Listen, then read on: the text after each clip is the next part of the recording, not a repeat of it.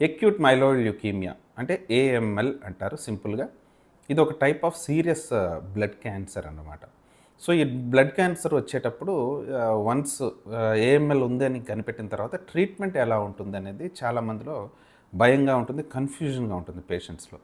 So, ఇంతవరకు ప్రపంచంలో మనం ఫాలో అయ్యే ట్రీట్మెంట్ ఏంటంటే, ఒక 7 రోజుల పాటు అంటే పేషెంట్ ఫిట్‌గా ఉండి, యంగ్ పేషెంట్ అయ్యుంటే 7 రోజుల పాటు కీమోథెరపీ ఇచ్చి, ఆ తర్వాత ఇంకొక 3 వారాల పాటు వాళ్ళని అబ్జర్వేషన్‌లో ఉంచి క్యాన్సర్ తగ్గిన తర్వాత ఇంటికి పంపిస్తాం అన్నమాట. సో, ఇదొక రకమైన పద్ధతి.